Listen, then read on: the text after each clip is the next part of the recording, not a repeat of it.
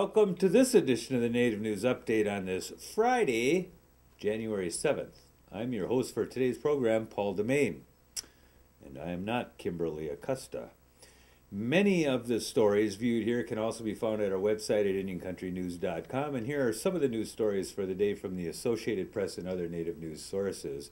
The Shakopee Mdewakanton Sioux community is getting into the local and organic food craze with its own natural food market on its reservation south of the Twin Cities in Minnesota. The market, called Mazopia, opened to the public this week.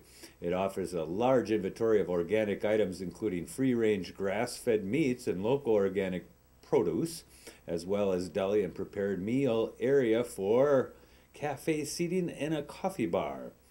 Community member Lori Watso, the driving force behind the store, says Sioux ancestors thrived on a diet free of foods with pesticides, growth hormones, and man-made chemicals, and that trying to return to that tradition will pay health benefits to the community. You can find that market here at www.mazopia.com, and we'll put that up there so you can find that URL and website. Fire has destroyed a building being used as a homeless shelter near Enemy Swim Lake in northeast South Dakota. Dake County Sheriff Barry Halstead said that about a half a dozen people had been staying at the shelter near Wa Bay in a former school building on land owned by the Sisseton Wahpeton Oyate. He says that they have been taken to other shelters in the area. David Gill at the Enemy Swim Tribal District Center tells the Aberdeen American News that the fire started about midday and was still smoldering late in the afternoon. He says tribal police helped monitor the situation. Hillestad said 4 area fire departments responded to the blaze. He says the cause was not immediately determined. The building had been used as a homeless shelter for about a year. The State Native American Heritage Commission of California has asked Coroner's officials to order a halt to work on a Mexican-American cultural center in downtown Los Angeles over concerns that Indian remains are being disturbed.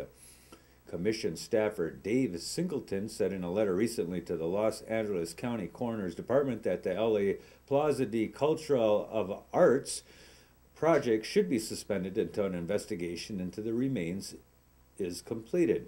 Singleton said archaeologists observing the project have reported that none of the remains belong to Indians, but that Native Americans living in the area fear that that may not be the case.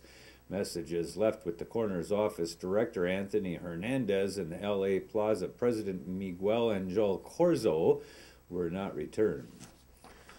The Wisconsin Department of Natural Resources wants public input into a complex land deal in Jackson County, Wisconsin that would give the Ho-Chunk Nation more space for housing.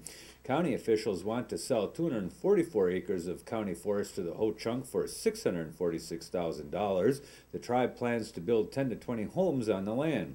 The county then plans to take the $646,000, pool it with another $380,000 in state stewardship dollars, and buy 647 acres from Plum Creek Timberlands. That land would go into the county forest program. The DNR will take written or verbal comments on the deal through January 20th. McKinley County Sheriff Felix Begay of New Mexico pledged to get each of his deputies and officers cross-commissioned so they can pursue cases on the Navajo Nation. The 67-year-old Begay began work this week. He has won sheriff twice previously in that district. Begay hopes to address jurisdictional issues on the Navajo Nation. While a few deputies and officers have been cross-trained with the Navajo Nation Department of Public Safety, most are prohibited from making arrests on tribal lands. Begay plans to meet with the Navajo Tribal Council and tribal prosecutors to discuss this effort. He says he also hopes to improve law enforcement in the eastern portion of the Navajo Reservation within McKinley County. Begay says residents there have lost trust in authorities because of long delays in responding to calls for assistance. Three Affiliated Tribes Chairman Tex Hall says North Dakota tribes are eager to work with state officials to resolve problems that both governments face.